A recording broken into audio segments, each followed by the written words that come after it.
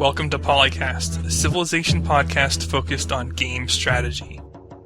DanQ. Makahlua. TheMeInTeam. QNL.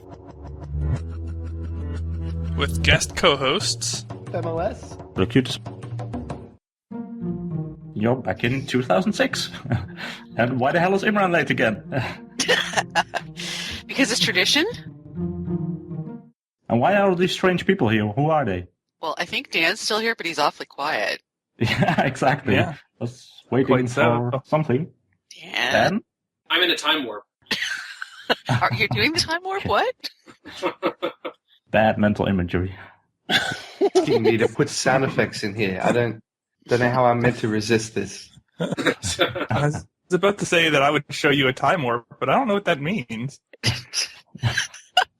I think it involves fishnet stockings, so no, we don't want to say that. What? What? What are you putting on me? Oh my god. This is... Mackie's already thinking about it, plus one. I'm trying not to think of It it. sounds like a negative culture modifier. Yes. Yes. Your Very water much so. actually shrank.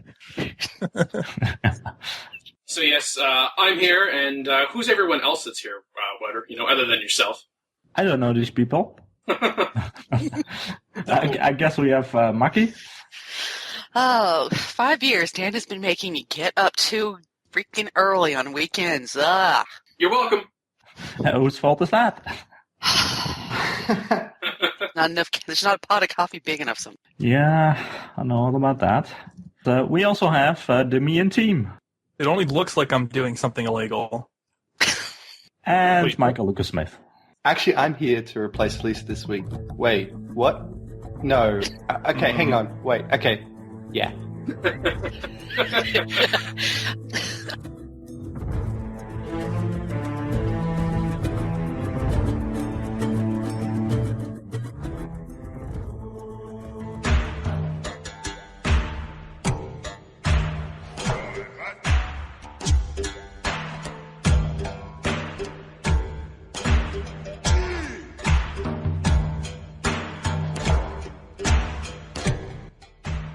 Well, why don't we get this one off with a bang then? This thread is started by Kronos I or Kronos 1, probably Kronos 1, that would be my guess. And it is titled, "In multiplayer, do you think it is cheating?" And because this is just a bit of a TLDR post in that it's a block of text, I'll try and summarize it for you guys. Basically, this is a Civ 4 topic, and Kronos is saying that he made a tech trade deal with his friend in multiplayer. And he doesn't tell us what he traded to get engineering, but he said that he traded for engineering from his friend. And his friend requested that he not trade engineering around himself until his friend finishes Notre Dame. So now it's been a few turns. He's starting to fall behind in tech, and he doesn't, he still can't trade engineering. And his friend still hasn't even started Notre Dame, and instead of threatening him in game because he's not in a position to threaten him in game, he simply threatened his his friend, the Kronos 1, basically is being threatened that if he trades engineering around, his friend will be upset. Seriously, that's the bargaining position we're going with here, and so basically, Kronos 1 here is looking for advice or, something along those lines of advice in terms of what he should do in the situation. Should he just trade engineering around and say to hell with his friend and his being upset, or should he maybe consider not trading engineering or whatever?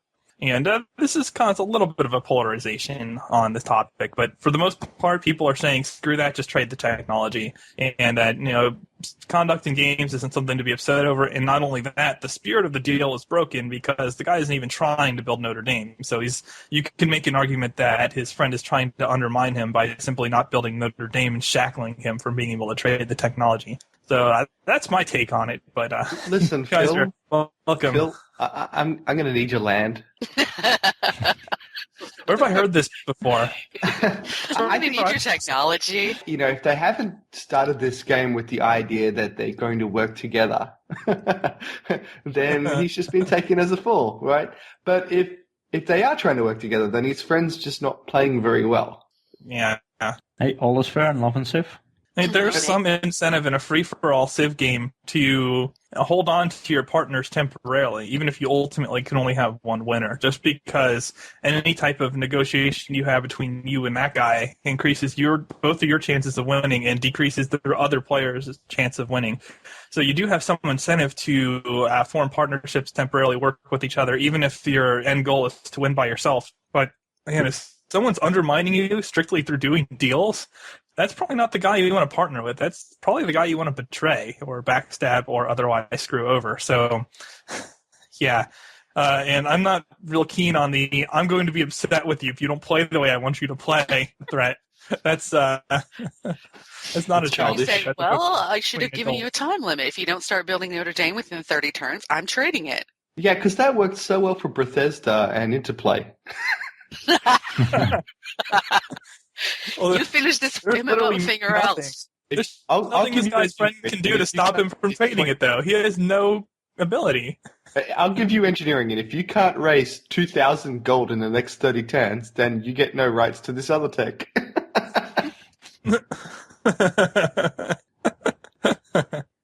That would definitely be entertaining as a multiplayer game with negotiations along those lines. I would sign it with the full intent to never actually accept it.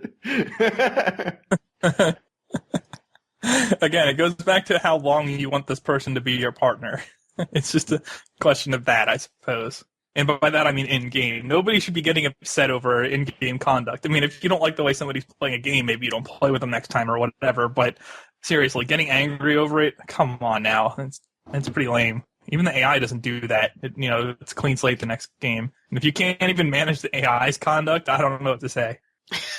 Although I will say, if you're getting that worked up about what's going on in-game, then your quote-unquote real life must be pretty darn good, because I think there are other things that we could be spending our time worried about. But, all of this conversation is actually reminding me of one part of a post in particular in this thread from Archon Ring, which is number 1 rule of Civ: don't trust anybody, and humans are even worse than AIs. I actually think that if you're getting this upset over a cooperative game of Civ, you must be on Skype with them. What are you talking about? I've never heard of such issues with online co-op in Skype. No, not even once. Not every Saturday night or anything. Nope. I totally didn't build Sistine Chapel this game, I swear. It's just natural culture pressing your cities. No, I'm not the one poisoning your water. You have no proof. Yeah. No, I'm the only other person on your continent, but you have no proof. It's all right. These privateers must belong to somebody else. I have no idea how I got this great general. I must have finished fascism or something. There you go. Yeah, the AI is actually shipping spies over from another continent. Yep. Even though we still have never. And they're the ones building all the privateers. The AI definitely does that. They have those stacks of 4, 5, 6 privateers blockading always, all the time. If you're going to be playing by some house rules here in a cooperative situation, you're going to make rules, then decide on what the consequences are going to be before the start of the game. If one person is really upset about what's happened afterwards, then either don't continue playing with that individual, just decide, we can be friends, but, not in the game, that doesn't work, and discuss what your concerns are afterwards. And if you can't come to an agreement, or if you realize someone is, really annoying you, then you could take the choice to remove yourself from the game, if it's to that extreme. Because if you're getting that worked up in-game, then you might as well remove yourself from the situation, because it's just a game. It's not worth it. But I definitely would say that I agree that this is not cheating. Depending upon your view, you might think it's not fair, or it's not appropriate, or it's taking advantage, but that's all very subjective. Deal with it afterwards. This is sort of a high school drama sort of thread in many ways. And Dan's advice makes a lot of sense. Get over it. Grow a thicker skin. Don't play with someone you don't like again. So on and so forth. Well, for all we know, that might be exactly what's going on, too. I mean, we don't really know the backgrounds of either of these players. But even so, when it comes to in-game conduct, at the end of the day, it's something that you should get over no matter what. Next week on Glee... Oh, no. If the the spread culture espionage mission, Kronos, the spread culture espionage mission. The question is the Civ leak, is that a thing now? What, like WikiLeaks, except for Civ, or? No, it's the Gleek for Civ. Oh. Yeah, I'm hoping it never becomes a thing. You said you do hope it becomes a thing, or you hope it never becomes a thing? Ever. Never. Then don't say anything about it over on the air, no. I didn't even know what it was. CivLeak should never become a thing. Just never talk about CivLeak ever again. Uh-huh. Yeah. Current listener, please ignore MLS. He is trying to corrupt society, or inadvertently causing the corruption of the society. Either way, we'll deal with that as needed.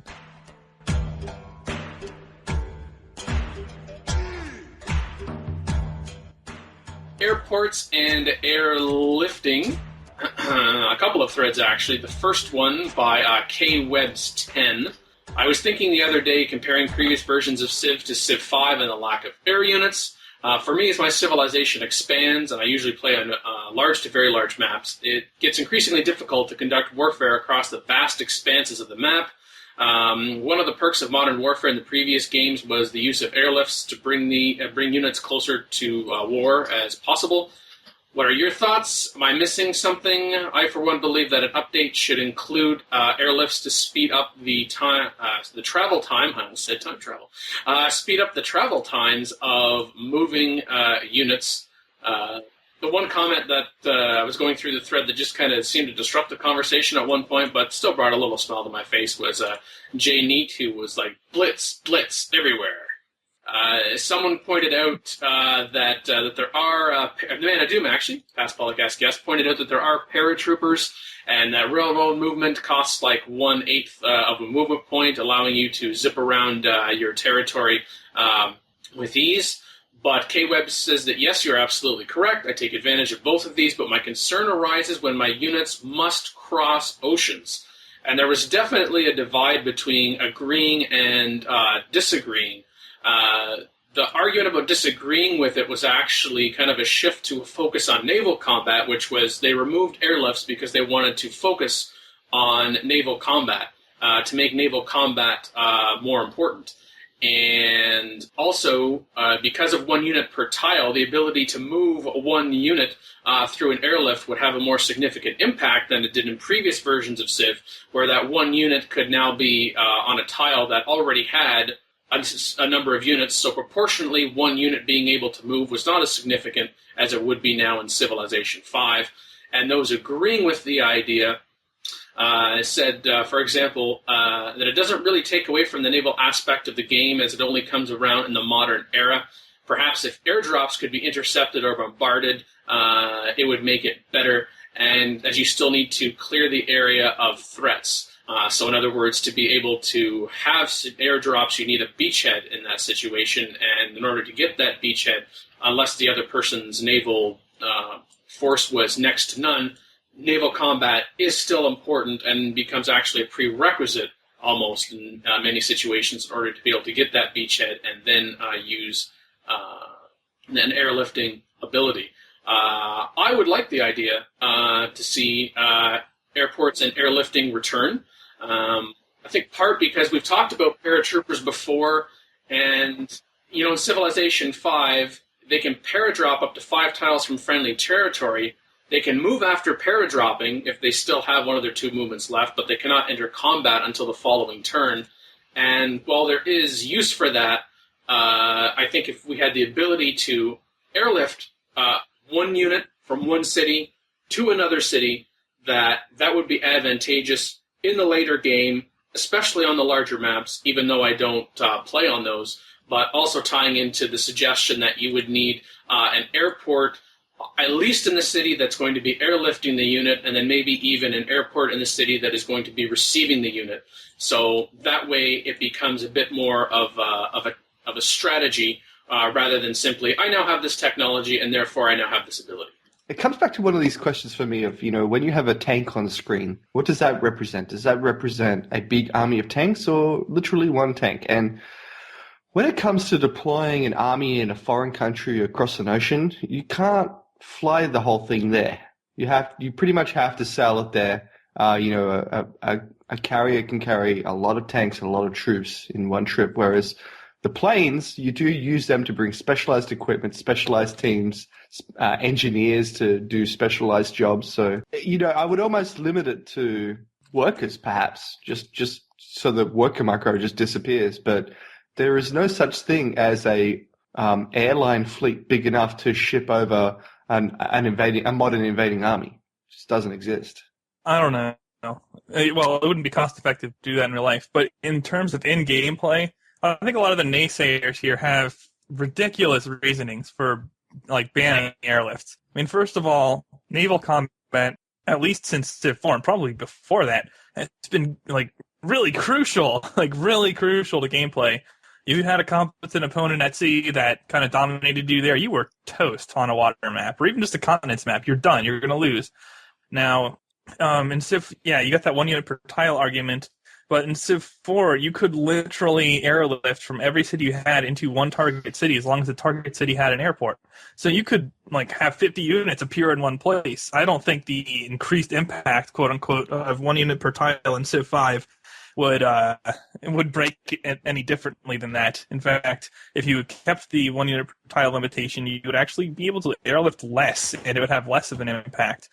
Yeah, you have some realism element there, but you also, I would argue that it's pretty hard in the game to have a modern military unit travel across the world within a year. Yet in real life, that's pretty much any reasonably decent military force in the world could get across the world in under a year without any trouble whatsoever, unless, of course, we're engaged in battle. So I think the airlift is something that Civ 5 probably should include.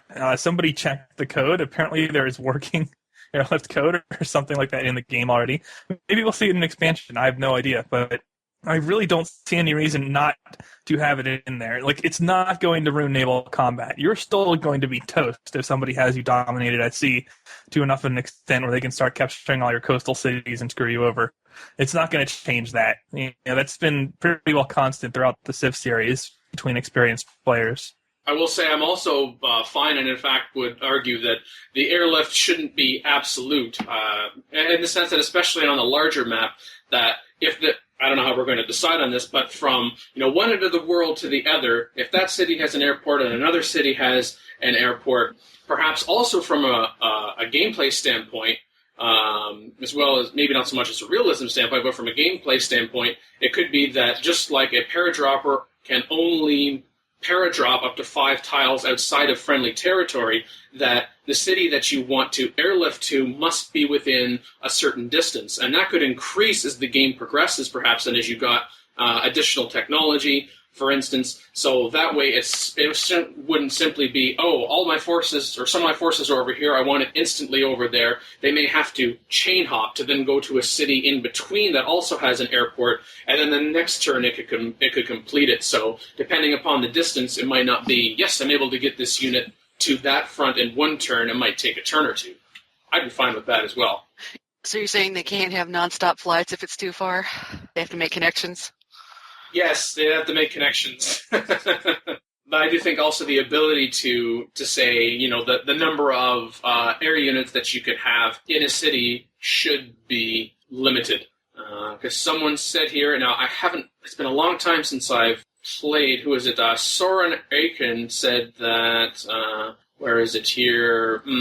So when I first played Civ 5, I assumed there was a limit on the number of air units that could be based in each city. It was several playthroughs until I realized that it was unlimited. And back in Civilization 4, without an airport, it was 4. And then if you put in an airport, it went to 8. Yep. Yes, but it's more about the airlifting. You could still get infinite stacked. It's more about the airlifting. Because without an airport, you can only move 1 unit into the city, fire and airlift. But if you put an airport in the destination city, then you can just airlift everything. Yeah. It's harder to airlift from cities because you can only airlift from one city once per turn. So that was the actual bottleneck. And that was really annoying micro-wise because you would have to fan your units out if you weren't just producing and immediately airlifting to all your cities and then airlift them all into one place again. Really obnoxious and no way to waypoint it or even queue it up. So actually I found naval shipping in Civ 4 to be easier than airlifting when it came to a micro standpoint. And on things like Earth 18, I would just hop like Brazil to Africa, like West Coast Africa, and use rail networks to move around otherwise. This is just so much less painful. You could throw down 40 units into boats at the same time, ship them over in one turn, or I think 1.5. You could be unloading and moving in the Western Hemisphere or vice versa with like 50 plus units instead of click, go, click, go, click, go. Backfill. That's what I use it for, because getting your reinforcements over there means you've got to sail all the way back and then sail back again, back and forth, back and forth. During that sail time, you use airlifts to put units into the cities that you've captured so you can move your more combat-ready units forward. That's what I use it for. That is useful, but you can also bring your reinforcements up along the coast and invade with them and then bolster your army that way. And really, the main benefit of the airlift in that case is just it pushes up some of your production by usually only 5 turns at most, even on huge maps. If you have rail set, you can get to a major port town and then ship it over very quickly. It's the same thing, like someone said with rails in Civ 5. Rails are huge in both games. But yeah, it is useful to drop like an extra garrison unit or something. Unfortunately, captured cities usually don't retain the airport, so you can't just drop in like 30 units, unfortunately. No. And the thread also, the whole discussion also reminded me of how in Civilization 4, you took a worker or workers and you built a fort on a tile. You could station air units there. Yeah, but it really should have been called like a military outpost or a military base or something like that, because that's how it worked. You know, a military base would have a modern military base would have an airstrip, but you know, it's more like fortifying the land for military rather than a fort. Specifically, I started thinking about that, and then that actually came up as part of a second thread and a more recent thread started by Soren Erkin. Specifically on that, his fourth suggestion was an airbase, which was a tile improvement constructed by a worker that allows air units to be based there, can be constructed in enemy territory to create a forward airbase. Yeah, but what about my nuclear silo? I want to be able to do the same with that. Yeah, because nukes aren't already by far the strongest thing in both games. You know, I like the idea of being able to, like a tile improvement, but the fact that you could say that you could have your worker in enemy territory and building an airbase, I mean, I know realistically possible, especially if they have, some military defending them. I'm not so certain, though, about in gameplay, but being able to do that in enemy territory, but certainly in your own territory, so long as you weren't able to put infinite number of air units onto the terrain improvement, even if it was defended by a single unit. If that also had a limit, say, 4 as well, then that would be fine. And then, of course, then the question would then become, if you construct an airfield, then perhaps the consequence of that would be that whatever else you have on that terrain, whatever improvement is there, is destroyed. It's not like, ooh, let's put a trading post on top of jungle. That you actually would destroy whatever that improvement would happen to be, and that would be the choice. Just so listeners know, it is possible to get infinite air power in Civ 4 onto one tile. All you have to do is spam carriers, and since there's no one unit per tile rule, you can just put as many carriers as you want on the tile, and then as many fighters or jet fighters as you want on the tile. And actually, people used to complain about that for a little while. It wasn't very long, probably just a couple months on the forums, that you had infinite air power near coast, but you just couldn't match that inland or from defending cities. So the attacker actually had an advantage there. But then again, an attacker has advantage with nukes too, so whatever. Yeah, come on. If the attacker has 20 carriers filled to the brim with fighters, I think it's safe to say they do indeed have an advantage. Yeah. Yeah, and like I said, one nuke, I mean, come on, it's going to completely ruin that for us. This person also suggested an international airport, which was an upgrade to the airport that permits multiple or unlimited aircrafts per turn, unlimited range. Whoa, let's forget about this unlimited stuff. An aerial... It's like, whoa, wait a minute. Aerial Combat Training Academy provides bonus experience to only air units. I think, let's just tie that into an airport. Like in Civilization 4, if you built an airport, then your air units got +3 experience. There's where you can get experience for your units before they enter into combat, just like a barracks for land units and also they give civilization for barracks and stable for a mounted unit. There's also a restore air unit abilities, recon, tile improvement bombing, and precision bombing of city buildings. And he says that precision bombing has a low success rate by default. City buildings can never be completely destroyed by precision bombing, only damaged and temporarily disabled until they were repaired. And so I started thinking, okay, yes, we do have the repairability in Civ 5 of a worker that if you build an improvement and it gets pillaged, you don't have to start from scratch again, as it were. The repair is like half the time or something like that is building it from scratch. But being able to specifically target a building to destroy, I don't know about that. How about just you have the possibility of damaging some particular building? Either that's going to be really good strategy, or I know it's later game, or that could be really crippling strategy if someone had a whole bunch of precision bombings for, your significant economic buildings, like your banks, for example. Can you do that while not at war? Because if you can't, then there's no point. If you have bombers, why don't you just bomb the city's defenses down and capture it? That makes all their buildings go away from their control.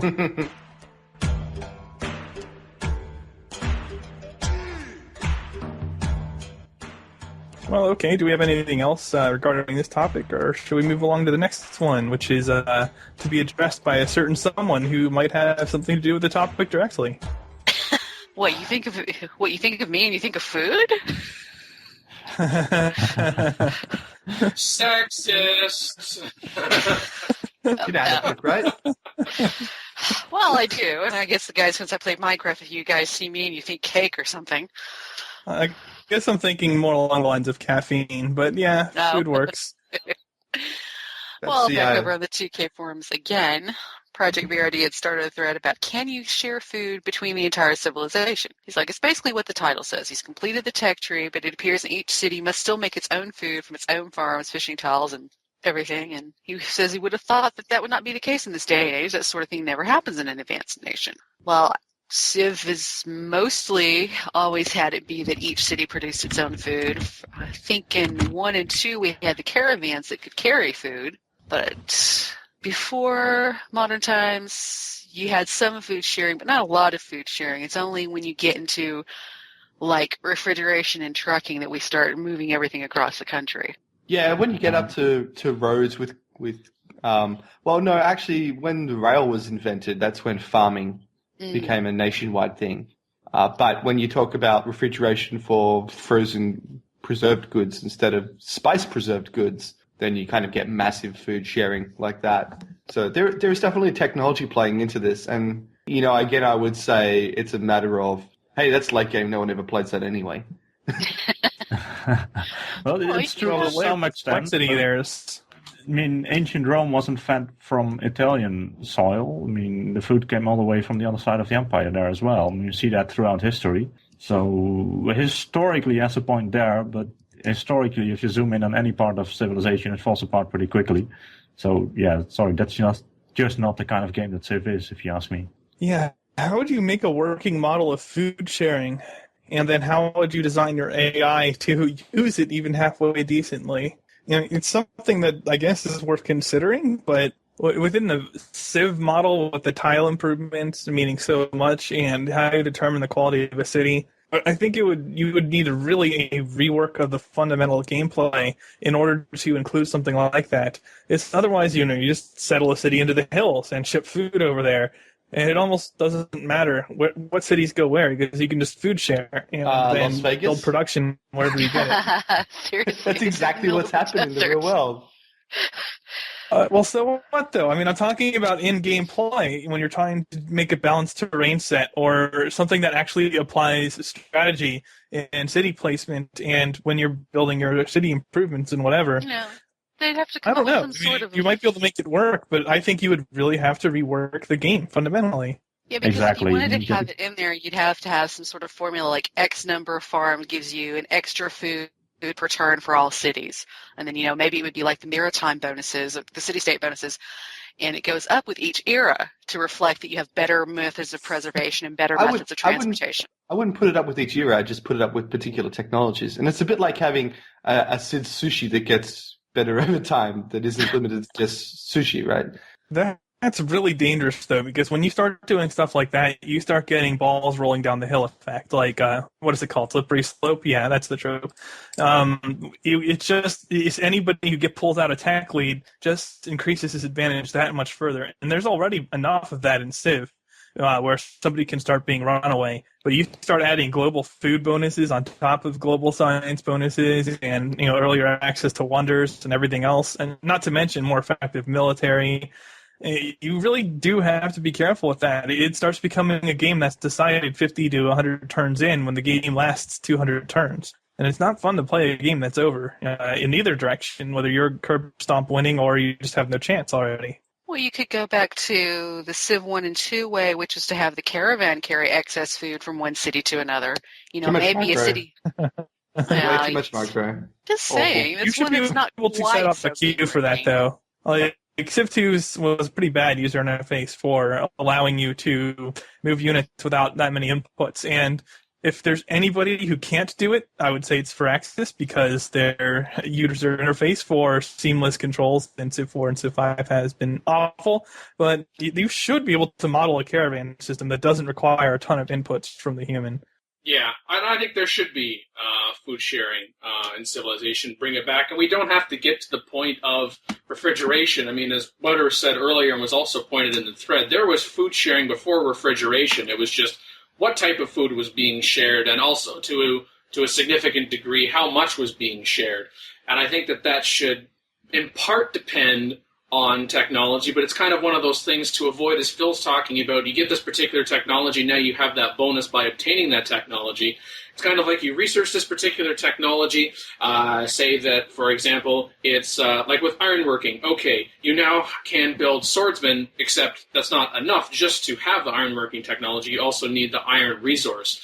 So, or you could have it that, hey, did you know that you now have banking? Your city can give you plus 25% gold or plus 50% gold. I forget exactly right now in Civ 5. It's not just enough to have that technology. You now have to build the bank. So it gives you a basis for a next step, and you make the choice of whether or not, okay, is it going to be advantageous to get that plus modifier in this city because, this city is producing 5 gold as compared to putting a bank in the city that's giving you plus 25. So you could look at a city that, depending upon where it's settling, you could farm grasslands like crazy and have this incredible surplus, and then you could say, okay, as long as that city is connected to another city by a river or a road, then it would be able to share a certain percentage of that with another city, or perhaps even multiple cities. But this city only has so much food surplus, and until you have a particular surplus, either an absolute amount or a percentage, as far as then being able to grow, then that city is not going to be able to share that. So that way there is some measure of it, and it's throughout the entire game. And Mackie brought up maritime city-states because it's back. It's already kind of in there where the city-states are sharing food with you. So I think it's fair that not only could you be sharing it within cities within your particular empire, but someone also brought up in the thread, and I'll try to find the name to give them credit, also about how that could become a measure in diplomacy as well. So in addition to sharing luxury resources and strategic resources, you could also have it in there for food. And yes, I know now there's something else that you could sell to the AI for a whole bunch of money. I know there's still balancing issues in there, but I think it would be worth the effort that would be required in order to rebalance, to reintroduce that in a way that is practical and realistic and enjoyable in gameplay. Yeah, I actually think it's an interesting idea, not just for food too, but what if your technology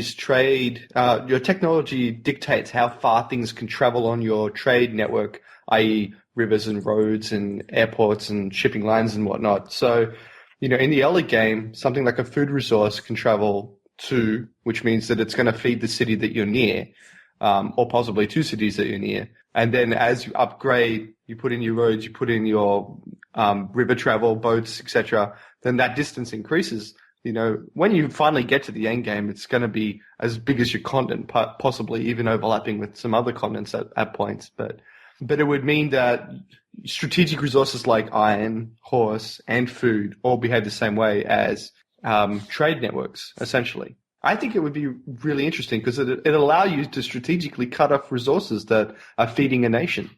Yeah, but the first time you have to build a city for Iron way out in the middle of nowhere, and the only place you have a reasonable production rate is in your capital, that's going to suck. That will require you to consider your strategy, yeah. You mean the reroll strategy? Yeah. My only iron is on the other side of the continent. Reroll, guys. Archer Rush. Well, that's semi-workable in Civ 5, actually, as long as you have something else to take back to the city. Yes, it's way, way, way, way more workable in Civ 5 than 4. If you don't have a strategic resource in Civ 4 and your Civ is not named Inca or Mali, or I guess maybe 2 others, you're not going to do anything. Yeah, but that's a problem with the map script generation. Yeah, it's a whole different topic. Yeah, it is. Good call. Although it does bleed into food things because it would affect the balance of terrain to be able to share food. It absolutely would. And you would have to alter that dynamically within the current model to even have a chance of the game being reasonable. Well, you would definitely try and do things differently. Like if you had a large food resource area, you'd want to settle your cities around it to get the most out of that food early on. Well, that's what always happens. But now, otherwise, terrible sites would suddenly be awesome, even critical. But then does everyone get equal distributions of those? That's what I'm worried about. You just get outproduced or outfooded because of spawns. Well, that happens. In other words, right I worry the current problems. I worry that it would exacerbate that problem, which has been a severe problem that seems beyond Firaxis's grasp since basically forever. Well, I mean, since they took over looking after the civilization. Right? I mean, strictly speaking, Firaxis since Civilization 3.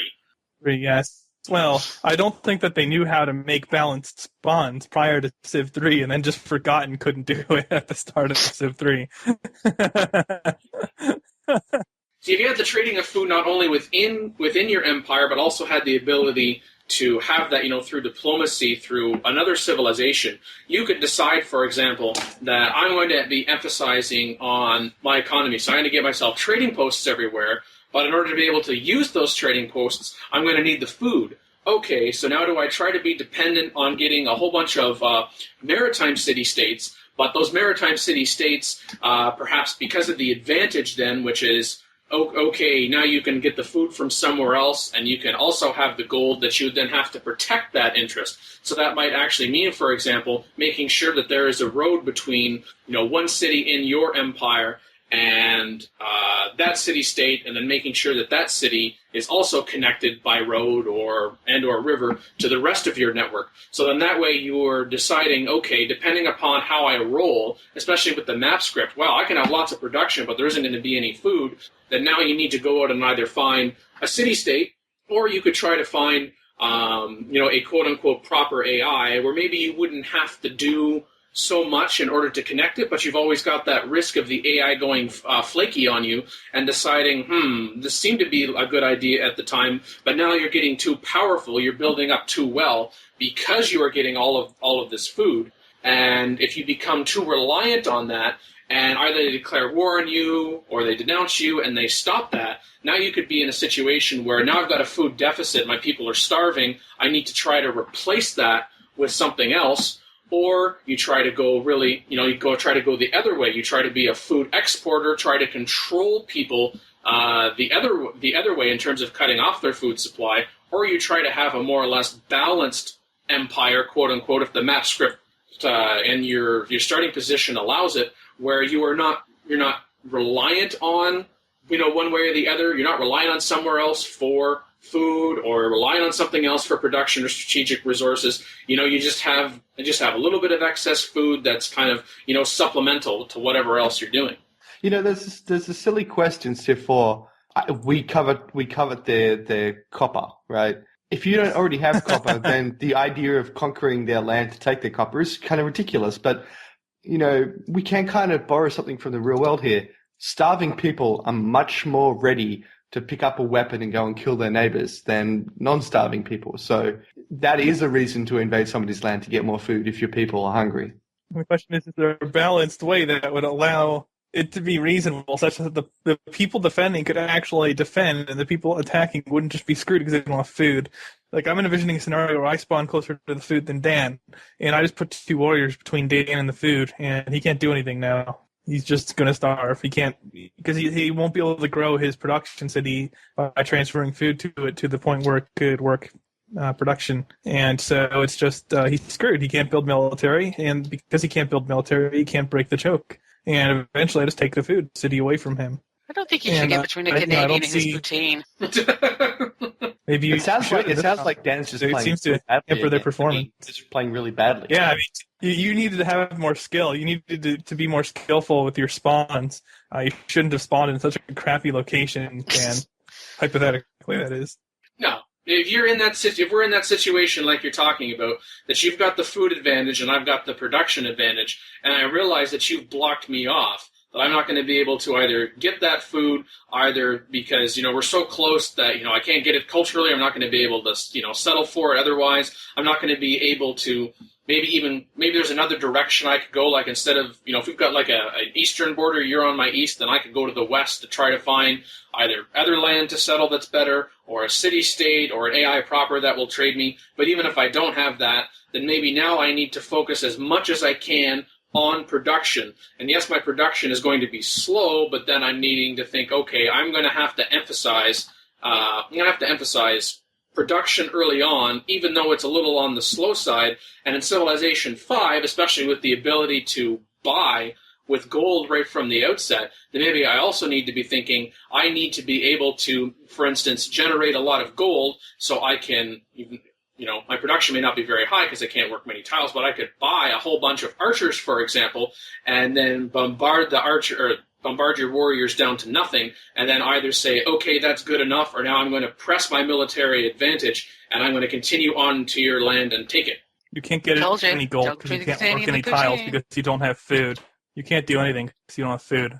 I took it all. You took all of the food. I mean, you would have I'd have at least some food. No. Dan. No. Phil's got a map script here where you have 0 food. Yeah. You're taking... This is Bill's situation where you're just... Wait, you're actually going for the rational argument approach in this case? Really? Yes, I am. Just to make you look all the more troll that I am the reasonable one and you are the unreasonable one, and therefore I win, where we can move on. Thank you. All right, good. Except that you can really get spawns like this. I've seen equivalent versions of these kinds of spawns in all of the Civilization games I've played. It's usually involving a strategic resource screw, but how would you prevent a food screw? You can't. There's no way. Reroll strategy at that point. There are always going to be situations where you are screwed, whether we take this approach to food or, as you said, even as the game is now, with all of the measures that are in place. Let's not raise the odds of having a terrible game because somebody just had no chance at the start. I'd really rather minimize that if possible. I'm not convinced that it would necessarily raise it unless you have decided or someone has chosen, hey, let's choose a map type that's really dry. Ice Age. Let's like Ice Age. Other asinine land scripts. Hey, guys, let's play Tectonic 70% water with 10 civs. So pro.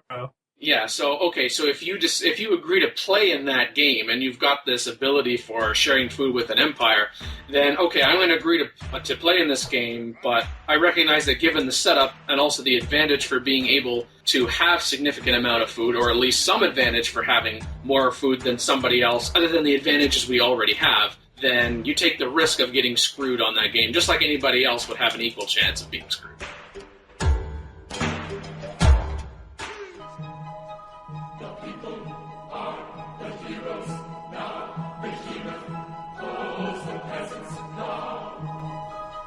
Entire broadcast is absolutely absolute.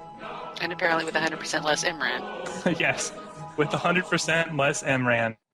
All right, so why we've been mentioning MRAN, we were hoping to have MRAN on this episode. Were we? And Well, fingers crossed, maybe. Yes, we could have tag team trolled the world. It's also a reason why we have Wouter back on here, and also why we have Michael Lucas Smith on here. think we mentioned a few weeks ago that October 2011 marks 5 years since PolyCast became publicly known that it existed, as well as our first episode, which was released, in fact, October 20th, 2006, specifically. When we launched then, the original co-hosts were myself, Locutus, Mackie, and Imran. And as for Michael being here, until today, it's been for more than a year, Michael has been tied with one other individual for the most guest appearances on this show. But not anymore, because this is now Michael's 7th appearance on the show. And he was also, as another tie-in, he was our quote-unquote sound engineer for episode 100, which is the first time we did a live show. And now this year, we switched to a live format. Now, I told my fellow panelists that there was going to be a surprise associated with this topic, and one of that has to do with, well, what we used to call the mailbag, and we now call open mic. People actually occasionally write to us, and most of it is positive. And people also respond forum threads, and most of that is positive. But whether it's positive or negative, most of it is on topic. In our first season... Oh, I think I know what we're going to be doing now. I wonder who might picked up on what's going on here. It's going to be off topic, Mike. Yes. Oh, jeez. You had a couple of wrong numbers to the show. You can listen to them back in episode 9 and episode 19. Those were great. What happened, actually, 1 week ago today, I checked the PolyCast account, first off to make sure, that it still existed. But there was a voicemail, and I thought, well, sometimes we've had a couple of wrong numbers and there was no message. And so people probably realized if they actually got to the end of my 20-second introduction on our voicemail line, oh, this isn't the person that I actually want. Well, that actually didn't happen in this case. There was actually a message. So I was expecting a question, a comment, a love letter, a poem, something. And instead, listeners, this is what I was greeted with. Now, it is edited to protect I was going to say guilty, but that's, they haven't been through a court of law. So to protect the stunned, I have bleeped out certain points. Hello, this is Janita calling, and this message is from in reference to the vehicle you have rented on 17th of September. According to our records, this is due for return on 17th of October. I'm unable to extend a contract. Please return to the closest service location to extend a contract. If you have any questions, please contact me. My extension is. When calling, please use the rental agreement number, which is. Thank you for choosing. Have a nice day. Has to be automated, right? Has to be. Yeah. I was like, has to be. I'm dialing a number and reading off a script and not caring what the message I just got was. As if you were actually listening to Dan's voicemail intro thing, you were not reaching a person per se. It has to be an automated call. It's just the only thing that would allow me to have any faith in humanity at all. And believe me, that's pretty difficult after playing Mafia. So I'm listening to this, and I'm thinking, okay, you know what? I'll do this person a courtesy. Maybe it's towards the end of their shift. They're a little loopy. They're tired. Or perhaps they actually just wanted to troll us. I don't know. Maybe the person actually listens to the show and wanted to see how we would respond. Because, it's not the circumstances in life that define you, but how you respond to them. So I thought, okay, I'm going to phone you back. So this should be good. Oh, dear. Keep in mind, listeners, it's how you respond to them. You heard them first. Dan's response, troll them back. Dan has been taught how to troll. If you know your party's extension, please dial it now. Otherwise, please leave your name, number, and brief message, and an agent will get back in touch with you. Your call is being answered by extension. Is not available. To leave a message, wait for the tone. When finished recording, press pound for more options. Record at the tone. So I was like, no, I'm not going to leave a message because I actually want to talk to a person. I also thought maybe I don't need to leave a message. Maybe they will realize the error, right? And it was just one person. 2 days later, I checked the voicemail. There's this. Hello, my name is calling in from. This message is in reference to the rented from Avis on 17th of October. Contracts are due only for a maximum of 30 days, but it's past at this point. Can you please return to the closest location to sign a new rental agreement? If you have any questions, please call me at extension. When calling, please use the rental agreement's number. That is. Thank you, Susan. Have a nice day. So now I've got another person phoning me. And I was frustrated because I actually wanted to have a conversation with this person. And so I thought, I'll try the next day, right? Well, I went to call the next day, except there was another voicemail, which was this. Hi, this is from. This message is in regards to the rented from on 17th September, due back on 17th October. Your rental is overdue. I request you to please go into the nearest location and extend the rental. Any further queries, call me on extension. And when calling, please use the references. Thank you for choosing. Have a great day. What did you rent, Dan? I've got not one person from this company, not two people, but three people listening to our voicemail prompt about what this is. And thinking this is a number that you should be calling to get a recovery of some rented item. But I'm trying to figure out, if one person makes the call, would it not be in your system that so-and-so called, so that even if you're going to have another agent call, they would reference the previous conversation, that they might actually use some stronger language as well, because time has gone by and your rental still hasn't been returned. So I'm not really certain how concerned you are that your rental has not yet been returned. It has to be a government organization. So when I call, or at least they modeled it on that, maybe.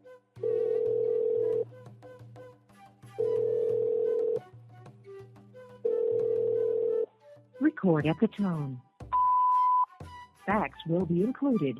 To make private, press 1. To make priority, press 2.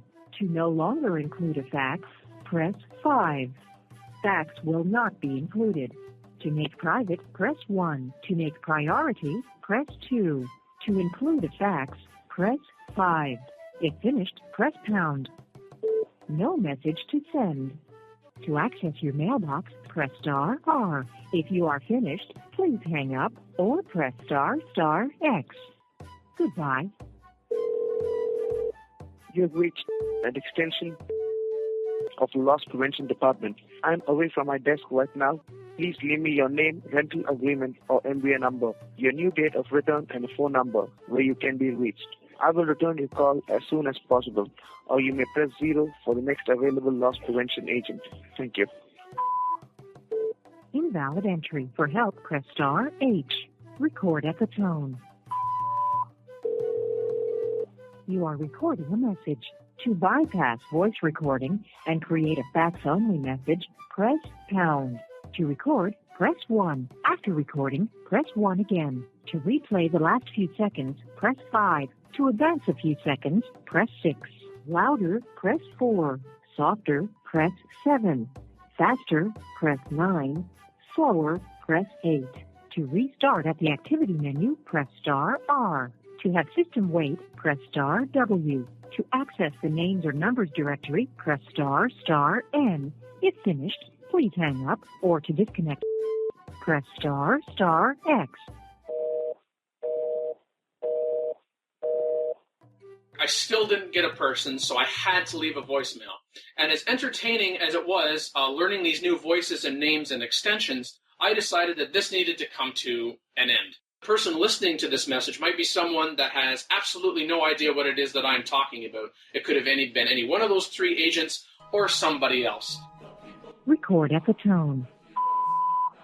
Yes, good evening. I'm calling with regards to rental agreement number. There have been several, 3 specifically, voicemails, one from someone at extension, which redirects to one from, and also one from extension. Again, with regards to this rental agreement, trying to catch the name, either a or a. With regards to a rental agreement, that two of the messages say start on September 17th and end on October 17th, whereas the first one talked about September 13th and October 13th. This is not the phone number for that individual. This is rather a voicemail message and phone number generally for a PolyCast, Modcast, Revcast, and Turncast, which is a family of Civilization Computer Gaming Series podcasts at the polycast.net. I'm not certain where this telephone number was obtained, whether it was from Mr. or Mrs. If it was misquoted or recorded incorrectly. This is not the number for them. I tried phoning back a couple of times, wasn't receiving an answer at any of the extensions, trying to get a hold of the agent that was calling directly, but since we seem to be missing over a number of days here, I decided that I would just leave this message and to please not call this number again. Again, with regards to rental agreement, I did a search for you, a courtesy search on looking for a and found one at the phone number. I don't know if this is the person that you are looking for, again, if I heard the name properly, but that is a potential start. And again, this is not the number for that individual. Thank you very much for your time. Hope you're able to get a hold of Mr. and get your back, but I'm not the holder of this agreement, and in fact, I have not done business with your company in the past. The only other thing that I would say is it would be helpful to, when pressing 0, when calling your number back, to be able to be sent to the next available agent directly. I tried that and was told that it was an invalid extension. Thanks again for your time. Bye. Just like calling tech support. Well, see, I thought I would be polite in the message, because I thought if I was a bit too aggressive, then they might actually phone me back just to, actually do some trolling. Your phone system sucks, P.S. You're too nice. They kept saying this name, so I went on to a white pages directory, and I did a search for the name, and I found someone, and I told them what their address and their phone number was. And as you know, it's kind of like, rather than keep calling me, keep calling the wrong number, maybe here's a lead for actually getting a hold of the person that you want. The timing was so interesting when it's been 5 years since the show went on the air, and for this episode in particular, trying to get all the regular co-hosts back. And Imagine I said, "Are you sure Imran didn't set this up?" Yeah, I was going to say, I could just see that. Renting something, putting the PolyCast number as your number. The answer is no. And you know why I know that Imran didn't set this up? Because they weren't looking for him when they asked for the person. No, because Imran isn't that smart. Oh. Sing. Call in today. In North America, the number is 301-637-7659. That's 301-637-POLY. In Europe, 44121-288-7659. That's 44121-288-POLY. You can Skype us at The PolyCast or email us at thepolycast@gmail.com. The only thing worse than being talked about is not being talked about. For more information on PolyCast, our sibling shows Modcast and Revcast, or about PolyCast in general, log on to the series' official website at thepolycast.net. Listen to Phil. You should always listen to me. I say very valuable things. The only way to end the recording properly is to... Did you purposely stop talking? Yes, I did, but come on. Yeah, you just end the sentence in a preposition. You have to make sure you're going to. Yeah. just stop right there at the preposition. It's very important to do that at. I would like to thank Imran for joining us in this episode today. Imran, you want to say a few words? What's that? You're eating food? Awkward silence. Awkward silence. You were joined today by myself, MLS, and of course the wonderful Wouter Schneider. Well, bye. The always fantastic Makahlua. I need more caffeine again. The always troll-tastic Philippaloo. Be sure to send all dubious good rental inquiries to me. I know how to handle those. And glorious leader DanQ. Did you know that pun spelled backwards is nothing? Say glorious leader. Yes, I did know that. I'll show you doing stuff. More like Inglorious Leader. As long as I'm glorious than else. You're an inglorious something.